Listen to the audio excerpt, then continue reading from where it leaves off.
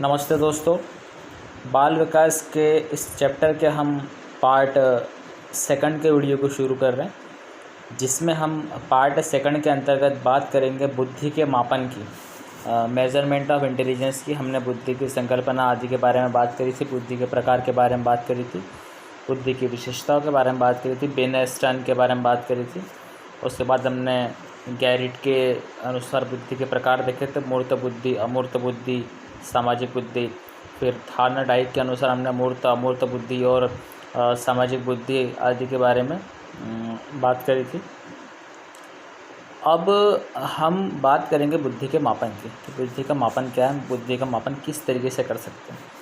तो बुद्धि की माप बुद्धि परीक्षण द्वारा की जाती है। हम तक बुद्धि इंटेलिजेंस का एक्सपेरिमेंट नहीं करेंगे, हम बुद्धि की माप को मेज़रमेंट नहीं कर सकते, माप नहीं सकते।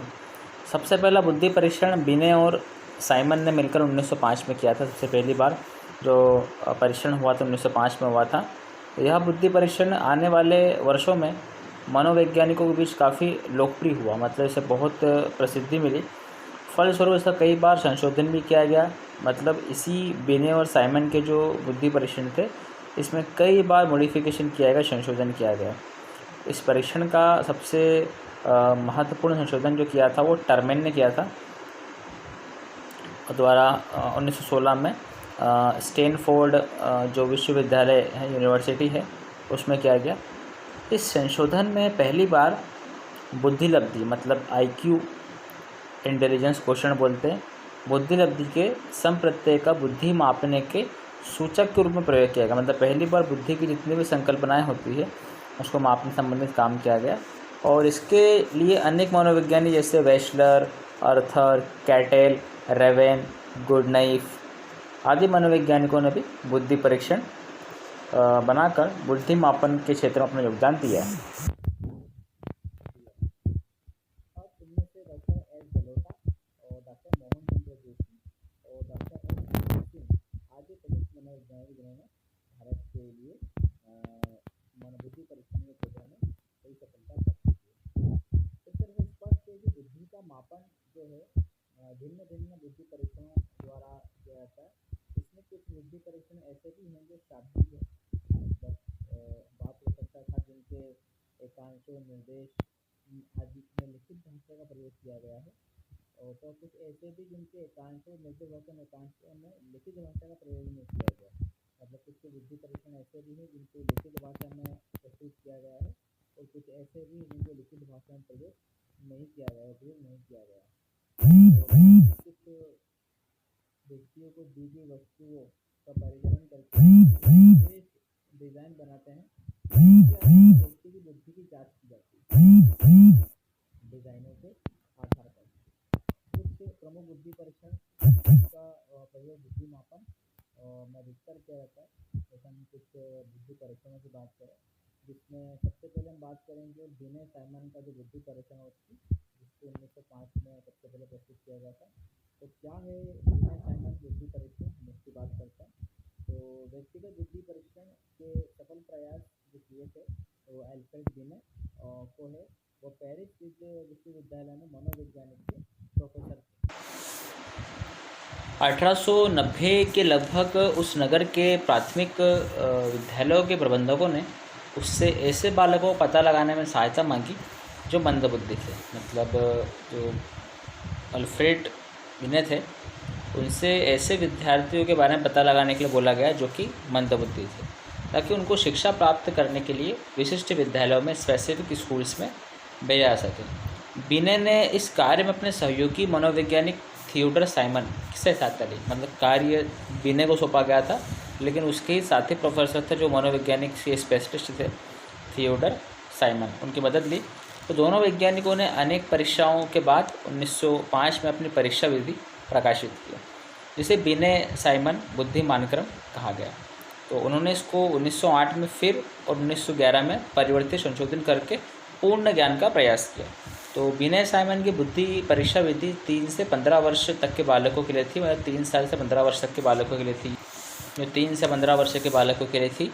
और प्रत्येक वर्ष के बालकों के लिए 5 प्रश्न ये कार्य थे, पर 4 वर्ष के बालकों के लिए 4 प्रश्न थे और 11 और 13 वर्ष के बालकों के लिए कोई प्रश्न नहीं था। इस प्रकार 1911 के स्केल में प्रश्नों की कुल संख्या 54 थी। टोटल मतलब 54 प्रश्न थे। और ये प्रश्न इस प्रकार बनाए गए थे कि कम आयु के बालक अधिक आयु वाले बालक को प्रश्न उत्तर नहीं दे सकते थे। जिनकी आयु कम है वो अधिक आयु वाले बालकों को उत्तर नहीं दे सकते। उसको मानसिक स्तर इस प्रकार से सेट किया गया था। हम 3 और 4 वर्ष की आयु के बालकों के प्रश्नों का उदाहरण दे रहे हैं। तो 3 वर्ष की आयु के लिए प्रश्न कैसे थे उनके बारे में बात करते हैं। अपना नाम बताना, फिर अपने मुंह, नाक और कान को उंगली से पहचानना, मतलब शारीरिक अंगों की पहचान करना। किसी चित्र को देखकर उसकी मुख्य बातें बताना, 6 शब्दों के सरल वाक्य को दोहराना और 2 अंकों को एक बार सुनकर दोहराना, जैसे 2, 5, 3, 7, 6, 8, 2 अंकों को एक साथ दोहराना आदि। ये तो बात करी 3 वर्ष की आयु के लिए। लेकिन अब 4 वर्ष की आयु के बच्चों के लिए बात करते हैं कि इस प्रकार के प्रश्न डिज़ाइन किए गए थे। अपने को बालक या बालिका होना बताना, वो बालक है या बालिका ये बताना। अपना सेक्स, अपना जेंडर बताना। 2 रेखाओं में छोटी और बड़ी को पहचानना, 2 लाइन्स पे छोटी और बड़ी लाइन को पहचानना। चाबी, चाकू और पैनी को देखकर उसका नाम बताना। 3 अंकों को एक बार सुनकर दोहराना है। 3 वर्ष की आयु के लिए 2 अंकों को सुनकर दोहराना था, लेकिन 4 वर्ष की आयु के लिए 3 अंकों को एक साथ बोलकर दोहराना, जैसे 2, 5, 7, 4, 6, 9 आदि, इस प्रकार से। तो ये तीनों 4 वर्ष की आयु के बच्चों के लिए प्रश्न थे। फिर यदि बालक अपनी आयु के लिए निर्धारित सब प्रश्नों को उत्तर दे देता है तो उसे साधारण बुद्धि वाला बालक माना जाता था। अगर सभी उत्तर दे देगा साधारण बुद्धि वाला कहलाएगा। यदि वो अपनी आयु से बड़ी आयु वाले बालकों के प्रश्न को उत्तर दे देता था तो उसकी मानसिक आयु को उसकी जीवन आयु से अधिक समझा जाता था। मतलब उसकी मेंटल आयु है, उसकी जीवन आयु से उसको अधिक समझते थे। अगर मान लो उसकी उम्र से ज़्यादा उम्र वाले बच्चों के प्रश्नों के उत्तर अगर दे देता था तो। यदि वो अपनी आयु के लिए निर्धारित प्रश्नों को उत्तर नहीं दे पाता था तो उसकी मानसिक आयु को उसकी जीवन आयु से कम समझा जाता था और उसे मंदबुद्धि माना जाता था। 3 प्रकार की कंडीशन आपको बता दी। फिर उदाहरण के लिए बात करें, यदि 8 वर्ष की आयु का बालक अपने आयु के सब प्रश्नों को उत्तर दे देता था तो उसकी मानसिक आयु 8 वर्ष मानी जाती थी। यदि केवल वो 7 वर्ष वाले बालकों के प्रश्न उत्तर दे पाता था तो उसकी मानसिक आयु केवल 7 वर्ष समझी जाती थी। यदि वो अपने और 10 वर्ष की आयु के बालकों के प्रश्नों को उत्तर भी दे देता था तो उसकी मानसिक आयु 10 वर्ष मान ली जाती थी। यदि वह 9 वर्ष वाले बालक के केवल 3 प्रश्नों का और 10 वर्ष वाले बालक केवल 1 प्रश्न का उत्तर दे पाता था तो उसकी मानसिक आयु में प्रत्येक प्रश्न के लिए 1/5 वर्ष जोड़ दिया जाता था। मान लीजिए कि कोई 9 वर्ष के बालक से है 3 प्रश्न का उत्तर दे रहा और 10 वर्ष वाली आयु के बालक का सिर्फ 1 उत्तर दे रहा तो उसके प्रत्येक प्रश्न के लिए उसमें 1/5 वर्ष जोड़ दिया जाता था। जैसे 8 वर्ष वाली के लिए 3/5 + 1/5 तो होगा 8:4/5। ये उसकी मानसिक आयु होगी। मतलब पूरे प्रश्नों के जवाब न दे पाना, उसमें से कुछ प्रश्नों के जवाब दे पाना, उसके लिए 1/5 वर्ष जोड़ दिया जाता था उसके प्रत्येक प्रश्न में। इस चीज़ का ध्यान रखना कि 1/5, 1/2, 1/3 इस टाइप से आ सकता है। तो बिने स्केल का मुख्य दोष ये था कि किसी आयु का बालक अपनी आयु के लिए निर्धारित प्रश्नों को उत्तर नहीं दे पाता था तो उसकी मानसिक आयु उसकी जीवन आयु से कम मानी जाती थी। अगर उत्तर नहीं दे पा रहा था मानसिक आयु को कम माना जाता था। और रॉस का कथन था, एक मनोवैज्ञानिक थे रॉस, उनका कथन था कि बिना स्केल की उपयुक्त आलोचना यह है कि या तो बालक सब प्रश्नों को उत्तर देकर सफल हो या एक भी प्रश्न का उत्तर न देने के कारण वो असफल हो। ये रॉस का मानना था। अब स्टैनफोर्ड बिने स्केल की बात करते हैं दूसरे नंबर की। अपने दोषों के बावजूद बुद्धि का अनुमान लगाने की समस्या पर बिने के अद्वितीय कार्य ने शिक्षा संसार में हलचल मचा कर दी और कई देशों के उत्साही मनोवैज्ञानिकों का ध्यान उसके गया क्योंकि उसका मानक्रम पेरिस की गलियों के उपेक्षित बालकों के लिए बनाया गया था। मतलब पेरिस की गलियों के लिए बनाया गया था। इसके लिए उनमें सुधार आवश्यक समझा गया। इस दिशा में लंदन के जो डॉक्टर सिरिल बर्ट थे और अमेरिका में स्टैनफोर्ड यूनिवर्सिटी के मनोवैज्ञानिक थे टर्मेन, उन्होंने अभिनंदनीय कार्य किया। और टर्मेन ने बिने के मानक्रम के अनेक दोषों को दूर करके 1916 में उसे एक नया रूप प्रदान किया जो स्टैनफोर्ड बिने मानक्रम कहलाया।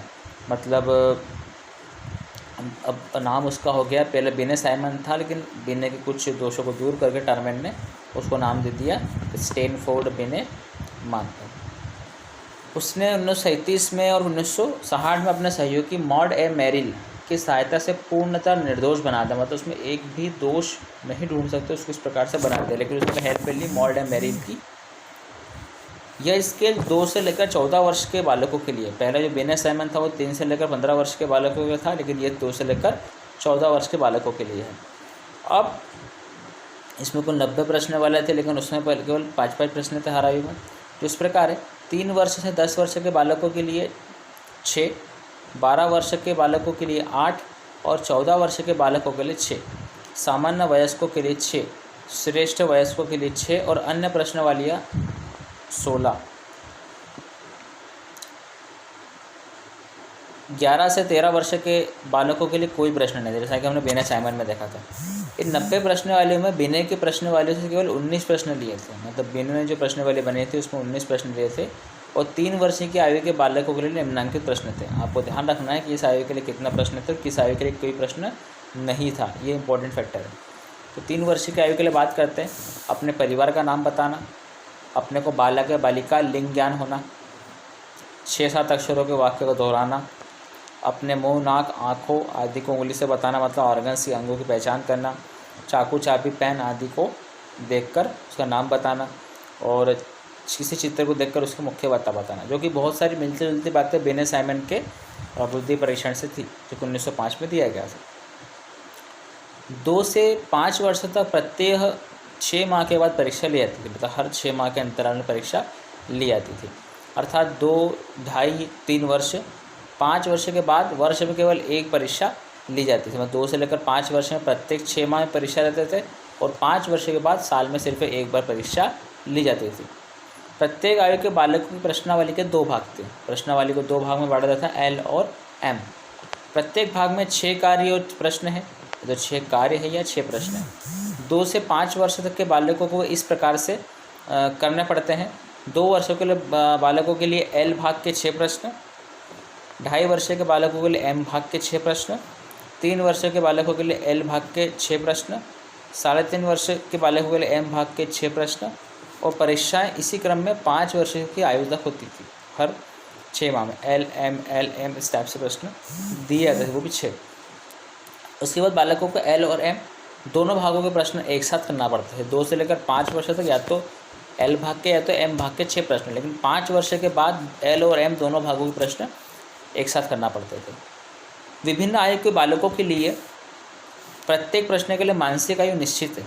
जैसे 3 से 10 वर्ष तक के बालकों के लिए प्रत्येक प्रश्न के लिए 2 माह की मानसिक आयु, 12 वर्ष के लिए 3 माह की, 14 वर्ष के लिए 4 माह की, 12 वर्ष की आयु का बालक 10 वर्ष की आयु के बालकों के सब प्रश्नों का, 12 वर्ष की आयु के बालकों के 5 प्रश्नों का और 14 वर्ष वालों के 2 प्रश्नों का उत्तर देता है, तो उसकी मानसिक आयु होती है।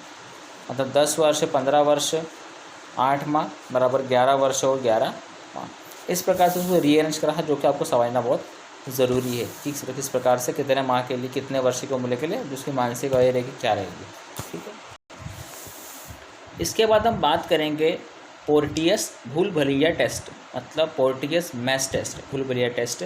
ये परीक्षण 3 से लेकर 14 वर्ष की बालकों के लिए, जैसा कि हमारा स्टैनफोर्ड भी ने परीक्षण जो उसके पहले पढ़ा था, वो भूल भुलैया का निर्माण इस प्रकार किया गया कि वे आयु की वृद्धि के साथ साथ क्रमशः जटिलतर होती गई, मतलब जैसे जैसे आयु बढ़ते जाएगी वो मैथ्स टेस्ट भी जटिल होते जाएगा। जिस बालक की परीक्षा ली जाती थी उसे एक पेंसिल और एक कागज़ पर बनाया भूल भुलैया का चित्र दे दिया था, जो कि आपको टॉपिक में दिया था मैंने, आप देख सकते हैं। अब बालक को पेंसिल से उसमें बाहर निकलने के लिए निशान लगाकर मार्ग अंकित करना पड़ता है। ऐसा करने के लिए 3 से 11 वर्ष के बालकों को 2 अवसर और 12 से 14 वर्ष के बालकों को 4 अवसर दिए जाते थे। यदि वे अपने प्रयास में असफल होते हैं तो उनकी बुद्धि का विकास उनकी आयु के अनुपात से कम समझा जाता है, बुद्धि थोड़ी सी कमज़ोर है। इस परीक्षण के संबंध में गैरेट ने लिखा है कि यह परीक्षण कम बुद्धि वाले और बालकों के लिए विशेष प्रकार से उपयोगी सिद्ध हुआ है। इससे न केवल बालक की मानसिक योग्यता का वरना उसकी नियोजन की योग्यता का भी ज्ञान प्राप्त होता है। अब ये तो हमारी बात हुई भूल भुलैया की बात करी हमने। उसके बाद हम बात करेंगे वेशलर वैल्यू टेस्ट। वेशलर वैल्यू टेस्ट क्या था? इस परीक्षण का निर्माण 1944 में 1944 में 10 से 60 वर्ष तक की आयु के लिए। आप रेंज को देखिए, पहले 3 से 15, फिर 2 से 14, फिर 2 से 14 और चौथे माह के 10 से लेकर 60 वर्ष तक की आयु के लिए व्यक्तियों के लिए बुद्धि परीक्षण लेने के लिए किया गया। 1955 में संशोधित करते 16 से लेकर 64 वर्ष कर दिया, वयस्कों के लिए कर दिया गया। इससे विभिन्न आयु के व्यक्तियों के लिए 5 मौखिक, 5 क्रियात्मक परीक्षण निम्न के प्रकार के थे। ज्ञान और सूचना संबंधी प्रश्न थे, गणित के प्रश्न थे, शब्दावली के प्रश्न थे, चित्रों के भागों को तरतीब से लगाकर चित्रों को पूरा करना, मतलब चित्रों को जोड़ना, और विभिन्न वस्तु को टुकड़ों को विधिपूर्वक रखकर उसकी आकृतियों को पूर्ण करना। तो इस प्रकार से कई प्रकार से टेस्ट किए जा सकते थे। तो ये हमने बात करी बुद्धि के मापन की, जिसमें हमने बिनेट साइमन टेस्ट देखा, स्टैनफोर्ड बिनेट टेस्ट देखा, पोर्टियस भूल-भुलैया टेस्ट देखा और वेस्लर वैल्यू टेस्ट देखा। अब हम बात करेंगे बुद्धि परीक्षण के प्रकार के। इससे पहले हमने बुद्धि परीक्षण के प्रकारों के बारे में पढ़ लिया है, लेकिन कुछ हम स्पेशल टाइप के बुद्धि परीक्षण के प्रकार भी पढ़ेंगे जो आपके सामने इस प्रकार है। तो हम बात करते हैं बुद्धि परीक्षण के प्रकारों के बारे में। अब हम बात करेंगे कि मनोवैज्ञानिकों ने बुद्धि की माप करने के लिए अनेक प्रकार के परीक्षणों का निर्माण किया। तो 2 कसौटी पर वर्गीकृत किया गया है। पहला है क्रियान्वयन के, हम बात करें क्रियान्वयन के आधार पर। सबसे इम्पोर्टेंट हमारे पास है क्रियान्वयन के तरीकों के आधार पर, इसमें और दूसरे टाइप भी आएंगे। उसके बाद हमारा टॉपिक यहाँ पर फिनिश हो जाएगा, पार्ट 2। क्रियान्वयन के तरीकों के आधार पर बुद्धि परीक्षण 2 प्रकार का होता है। एक तो वे परीक्षण जिसमें क्रियान्वयन एक समय में एक ही व्यक्ति पर किया जा सकता है, और इस प्रकार के बुद्धि परीक्षणों को मनोवैज्ञानिक ने व्यक्तिगत बुद्धि परीक्षण कहा गया है, मतलब इंडिविजुअल इंटेलिजेंस टेस्ट कहा गया, जिसमें एक समय पर एक ही व्यक्ति परीक्षण किया जाता है। अब सबसे पहले व्यक्तिगत बुद्धि परीक्षण बिने और साइमन द्वारा 1905 में किया गया था, जिसे बिने साइमन हम परीक्षण कहते हैं, जिसके बारे में पढ़ चुके हैं। इसे बिने साइमन परीक्षण कहा जाता है। कोहो ब्लॉक डिज़ाइन परीक्षण, पास अलॉन्ग परीक्षण और क्यूब कंस्ट्रक्शन टेस्ट भी व्यक्तिगत परीक्षण के उदाहरण हैं। इस प्रकार हम देख सकते हैं कि व्यक्तिगत बुद्धि परीक्षण के कौन कौन से प्रकार हो सकते हैं, जो कि आपको नाम बताएं। क्रियान्वयन के आधार पर दूसरे प्रकार के बुद्धि परीक्षण वे हैं जिनको एक समय में एक से अधिक व्यक्ति, यानी जिनको व्यक्तियों को समूह में ज्ञात किया जा सकता है। इस प्रकार के परीक्षण को सामूहिक बुद्धि परीक्षण, ग्रुप इंटेलिजेंस टेस्ट कहा जाता है। सबसे पहले सामूहिक बुद्धि परीक्षण प्रथम विश्व युद्ध, जो कि फर्स्ट वर्ल्ड वार 1914 से लेकर 1918 तक चला था, प्रथम विश्व युद्ध के दौरान अमेरिका में बनाया गया था। युद्ध के समय कम से कम समय में बहुत से सैनिकों की बुद्धि का मापन करने की आवश्यकता महसूस की गई। चूँकि व्यक्तिगत बुद्धि परीक्षण से आवश्यकता की पूर्ति नहीं की जा सकती, बहुत सारे सैनिक सिर्फ इंडिविजुअल टेस्ट नहीं कर सकते थे, इसलिए ग्रुप में टेस्ट लेने की बात की गई। इसे सामूहिक या ग्रुप इंटेलिजेंस टेस्ट कहा गया। अब मनोवैज्ञानिकों ने कुछ सामूहिक बुद्धि परीक्षण, जैसे आर्मी अल्फ़ा परीक्षण, आर्मी अल्फ़ा टेस्ट, फिर आर्मी बीटा टेस्ट, मतलब army alpha test, army beta test आदि का निर्माण किया। बात करते हैं आर्मी अल्फ़ा टेस्ट क्या होता है। सबसे पहले आर्मी अल्फ़ा टेस्ट की बात करें। इसका निर्माण अमेरिका में प्रथम विश्व युद्ध के दौरान सैनिकों और सेना के अन्य कर्मचारियों और पदाधिकारियों का चुनाव करने के लिए किया गया, कौन इस युद्ध में लड़ाई लड़ेगा। इसका प्रयोग केवल शिक्षित मनुष्यों के लिए किया जा सकता था। इसकी सामग्री बहुत कुछ स्टैनफोर्ड बिने स्केल की सामग्री से मिलती जुलती थी। कोल एवं ब्रूस के अनुसार इस टेस्ट का प्रयोग करके लगभग 2 लाख सैनिकों की बुद्धि परीक्षा ली गई। ये मान के चलिए कि 20 लाख सैनिकों की बुद्धि परीक्षा ली गई। अब बात करते हैं सामान्य वर्गीकरण टेस्ट, मतलब इसको बोलते हैं आर्मी जनरल क्लासिफिकेशन टेस्ट, को बोलते हैं AGCT। इसको ध्यान रखें, एब्रीविएशन आ सकते हैं। AGCT का full form army general classification test. इसमें क्या हुआ, इसका निर्माण अमेरिका में द्वितीय विश्व युद्ध के समय 1939 1939 से लेकर 1945 था, और प्रथम विश्व युद्ध का समय 1914 से लेकर 1918 था। के समय सेना के विभिन्न विभागों के लिए सेना का वर्गीकरण क्लासिफिकेशन करने के लिए किया गया था। इस परीक्षण में सैनिकों को 3 प्रकार की समस्याओं का समाधान करना पड़ता था। पहले शब्दावली, दूसरा गणित और वस्तुगणना संबंधी समस्याएं। गैरेट के अनुसार इस टेस्ट का प्रयोग लगभग 12 लाख सैनिकों की बुद्धि परीक्षा लेने के लिए किया गया था। ये तो बात करें हमने आर्मी अल्फ़ा टेस्ट, इसमें 20 लाख सैनिकों की बात करी। फिर सेना का टेस्ट सामान्य वर्गीकरण टेस्ट, इसमें 12 लाख सैनिकों की बात की। अब बात करेंगे आर्मी का बीटा टेस्ट। तो आर्मी बीटा टेस्ट क्या है? इस परीक्षण का निर्माण अमेरिका में प्रथम विश्व युद्ध के समय सेना के विभिन्न पदों और विभागों में कार्य करने वाले मनुष्यों का चुनाव करने के लिए किया गया था, और इसका प्रयोग उन मनुष्यों के लिए किया जाता था जो अशिक्षित थे, मतलब जो इलिटरेट थे या अंग्रेजी भाषा नहीं जानते